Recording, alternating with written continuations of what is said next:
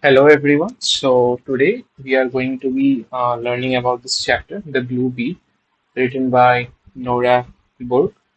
And this story is about the life of a small child who is of the age of 12, but she has to carry out the responsibilities of a young woman.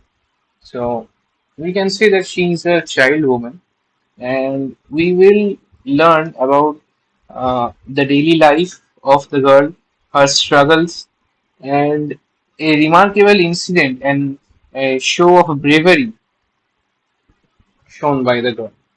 So, this is a big story, but I will tell you the story in short. Okay, so the story is about Sibia, who is a 12-year-old child woman, and she's a child, but she has to carry out the responsibilities of a young woman. And this story begins with a mugger crocodile coming out of deep waters. So, a mugger crocodile is a type of crocodile that lives mostly in muddy areas near the river banks, shallow areas, so that it can hunt or kill the prey like deers or other animals that come to the river to collect water. This crocodile was of twice the size of a tall man, and it came out of the water to breathe the clean, sunny air. Over the years, this crocodile had become so strong and ferocious that nothing could pierce its inch thick armored hide. So, the crocodile, it was a very big crocodile, and generally, as it had grown in size, it had also grown an inch thick armored hide. That is, the skin of the crocodile was very thick. The only vulnerable or the only weak areas were the eyes and the soft underarms. And beside the crocodile, there was a blue bead. Okay, so the crocodile was laying in the mud waiting for food, and beside the crocodile, there was also a blue bead. So here we get the description of the crocodile, and we will come to the crocodile later in the story. Now we are getting introduced to Sibia, the main protagonist of the story. So Sibia, she is a thin village girl, and she is dressed in an earth-colored rag. She was eating the last of her chapati. Chapati is a type of roti, and she was accustomed to the daily toils of life. Toils means struggles. She was accustomed, she was used to the struggles of her daily life. Sibia's family, they were very poor, and Sibia did not wish for more, and she did not have any greed to live a richer lifestyle or to lead a better lifestyle. The only luxury that she wished to have was to own a bead necklace for herself that would rattle around her neck. One day, she went with her mother and some women to get some paper grass from the cliffs above the river. The women they toiled all day long, and the agent that the women sold the paper grass to, he sat on silk cushions and enjoyed the luxuries of life. But these thoughts that she has to struggle while the agent gets to experience life itself, these thoughts did not trouble Sibia at all. And the only luxury that she wanted was to have a necklace for herself with shiny scarlet seeds. But each seed was very hard. They were hard as stone, and they needed to be drilled with a red hot needle. The family needle was snapped, so she had to wait till they could buy another needle. So naturally, all of the women had gone to collect paper grass, and on the way home, the women passed a sorry when they were going to collect paper grass near the cliff.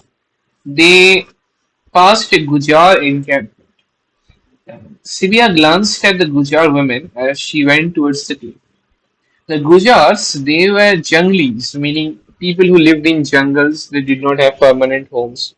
So they were all like Sibia. They were born and they were bred in the forest. and they earned their living from selling grass, cutting trees, and making earnings from cattle, livestock, etc. The women, after they had collected the paper grass, they decided to come back. But Sibia, she was left trailing behind. She was carrying a heavy load, and her muscles stretched and ached. When she put down her load to rest, she noticed that a Gujarat woman, who was possibly from the encampment that she saw while on her journey to collect the paper grass, so she saw a woman from the encampment. She had come down to the water on the other side of the river to collect two pots, and in this very moment, she was attacked by a crocodile. Scipia, without even wasting a second in hesitation, she immediately sprung into action to save her. In the struggle, with all the force she had, she aimed at the reptile's eyes with her hay fork. The crocodile crashed back and exploded the water and disappeared in pain. So Sibia had defeated the crocodile and saved the life of the Gujarat woman. Sibia dragged the fainting woman out of the water and helped her reach the Gujar encampment safely. She came back for her grass, sickle, and fork. She found a blue bead near her. Now, Sibia was overjoyed because naturally she was collecting beads to make a necklace for herself. On her way back home, when her mother said that on her way back home, when her mother noticed that Sibia was missing, she thought that something might have happened to her. But then Sibia burst with her story and cried that something did happen. I found a blue bead for my necklace. Look. So here we get a glimpse of the lifestyle that Sibia is used to have. Fighting crocodiles and fighting other dangers of the forest is a normal thing to have. And the only remarkable thing that happened to Sibia was finding the blue bead. The fact that she had saved a woman from a very dangerous crocodile, that was not important to her. It was important to her that she had found a blue bead that could be used to make her necklace. Next, we have the appreciation of the title. I will tell you how the title is justified. So, throughout the story, we see Sibia, our young protagonist, dealing with the struggles of daily life. We get a picture of the vast forests of India, the natural habitat, and the description of a ferocious and dangerous crocodile waiting for its food. And the story ends with Sibia's discovery of a blue bead for her necklace. The title, The Blue Bead, is quite appropriate in context of the story. Throughout the story, Nora Burr emphasizes the lack of wealth that surrounds Sibia and her family. They were so poor that when Sibia ate chapati, she used to divide it into many pieces so that it appeared many in number. So she was malnourished. She did not even used to get two square meals. Sibia remained barefoot, and the only piece of clothing that she had was a rag. And she was always barefoot, and she was born to struggle all her life. She could only see some of the wonders, such as satin sewn with a real silver thread, or a sari with mirror embroidered to it. But she could never get them because she was really poor. The only thing that she had owned was a rag, and thus fighting and killing a crocodile to save the woman from the Gujar encampment, it was not as big an achievement for her as that of finding a glittering blue bead.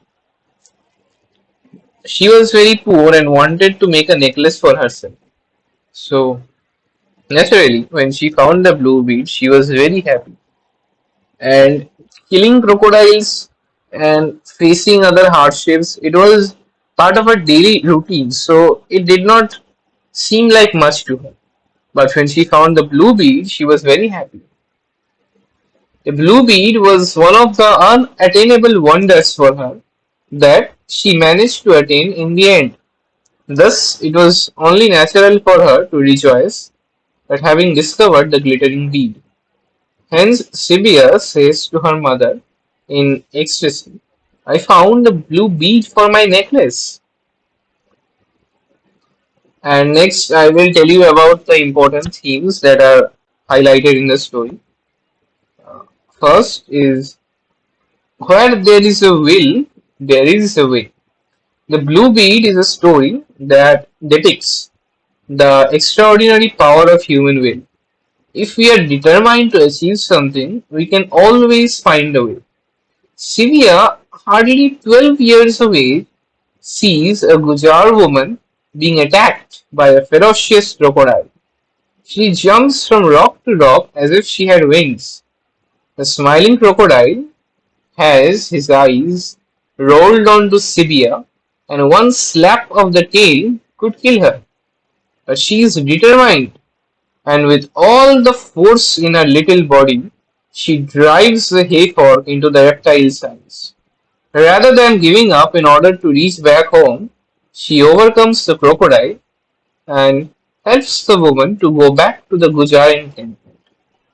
Her will and determination to save the woman's life makes her victorious over the dangerous crocodile. The struggle for survival. Life is a struggle where we face new challenges every day.